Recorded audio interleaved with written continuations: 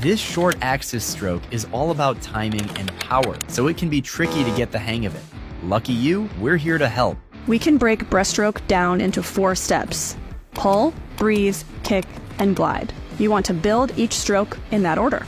But it wasn't always like this. Let's rewind a couple of centuries, back to when breaststroke looked like this.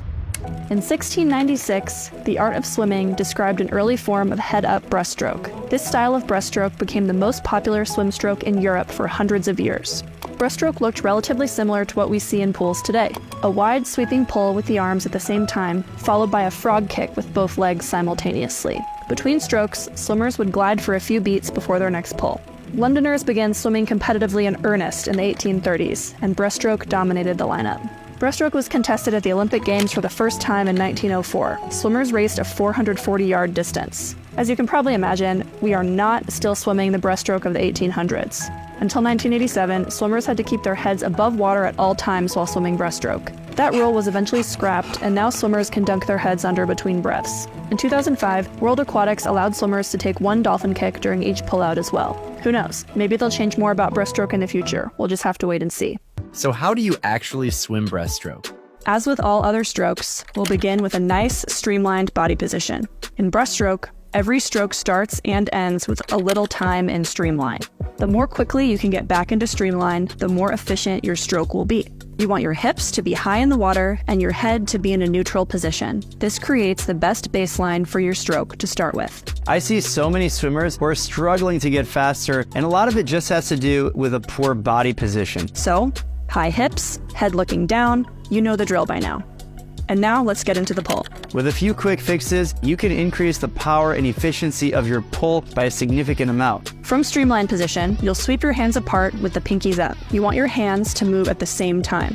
When your arms are just wider than shoulder width, bend at the elbow and point your fingertips down toward the bottom of the pool, and start to pull straight back, keeping your elbows nice and high the whole time. This is our early vertical forearm pull, and it essentially turns your hand, wrist, and forearm into one giant paddle that can pull a ton of water. Try to keep your elbows above your hand for most of the pull.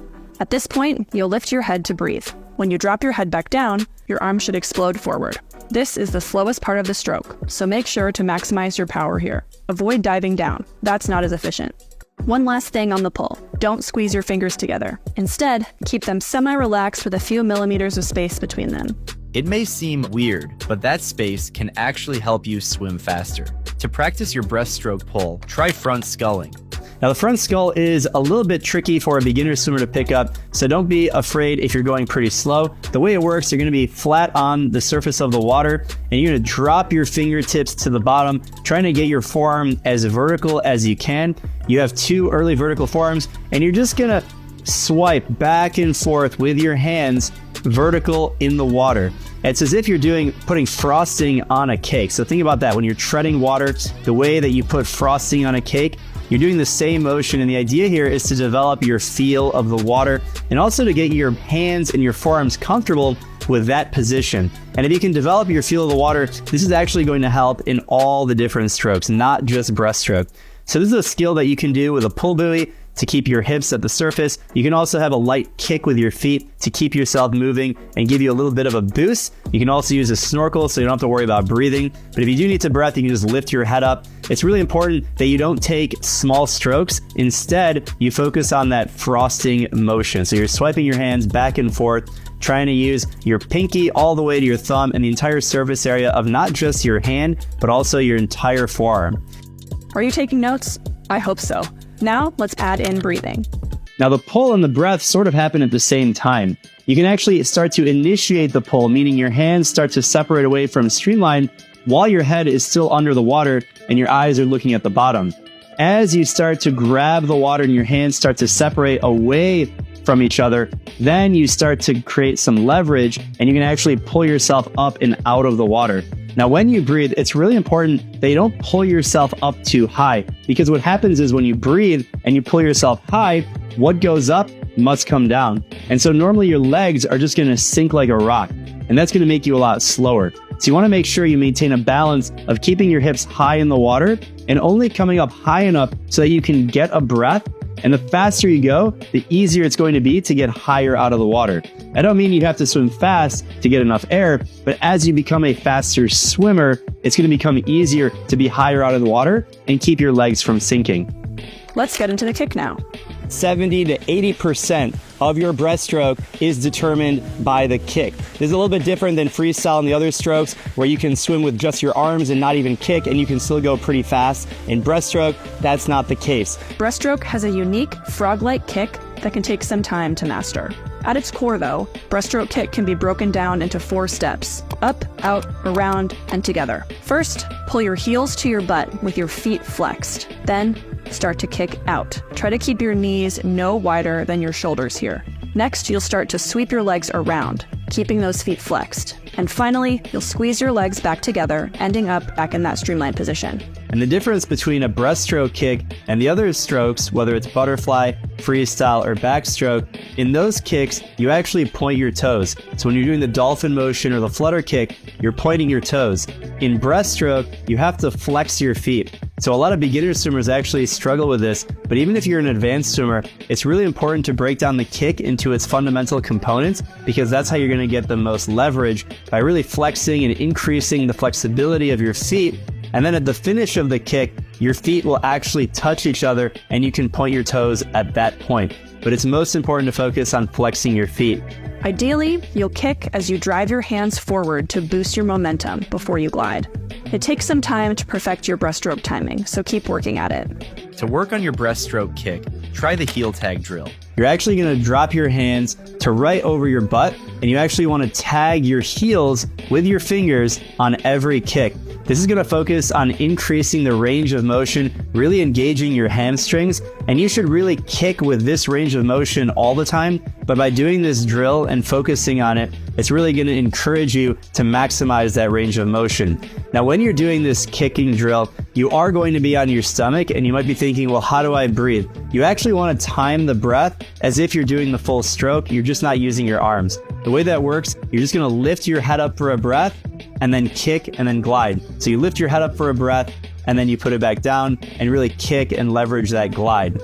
One last thing on breaststroke before we move on. The pull-out. You'll do a pull-out after every start and turn before you begin your actual stroke. To do a pull-out, push off the wall and streamline. Hold it for a few seconds until you feel yourself start to slow down. Then, do one dolphin kick. Just one. Follow that with one big pull down with both arms at the same time. To get yourself up to the surface, do one breaststroke kick and bring your arms back up into streamlined position. And you're ready to crush the competition. Woof! Okay. Now let's take a look at how Adam Peaty, one of the best breaststrokers in the world, applies all that technique we just talked about. When we take a look at Adam Peaty's breaststroke, it's simply a work of art. This is in real speed right now, and as you can see, he starts and finishes every single stroke in streamline, even if it's just for a little bit. Every single stroke, you have to be riding high on top of the water. And if you don't finish and hold streamline for even just a little bit, you're not really going to maximize your kick. Now, the second thing I want you guys to pay attention to is the pull. He plays to his corners very, very well. And I'm going to zoom in here just so you guys can see exactly what I'm talking about. When we're talking about corners, we're talking about the way he's grabbing the water, pushing out with the pinkies, pushing out just past the shoulders. And if we draw some lines at just how wide we're going, you're not really going that far out, maybe 10 o'clock and 2 o'clock if you use the arms of a clock. And the goal here is to try and initiate that high elbow catch as early as possible. So that way you're catching water from your fingertips all the way through into your armpit actually. And if you watch in slow motion, let's put it at half speed, you can see how he's engaged with the water all the way through at every point of the pull. And a big mistake swimmers make is when they're taking the pull right here and the arms are about to return back to streamline, you kind of drop the elbows. And if you take a look at his stroke, he is really leveraging and pulling the water behind him at every single moment. I'm going to draw that again so you guys can see, maybe with some angles. You can see how he's really just pulling the water back at every element. And once the hands come back together and the thumbs are at the nose, he has an insane drive forward and just explodes. And if you take a look at the kick, you can see how far apart the knees are. The knees don't really go that far apart. If you actually take a look at Cody Miller in the lane next to him, his kick is actually a lot wider by comparison. Yeah, you can see the kick is very compact. There's a moment right here where the feet are flexed and the toes are actually pointing to the outside walls, and the displacement is relatively small, and that's the goal. That is what you want. I didn't talk about turns at all in this video, but don't worry.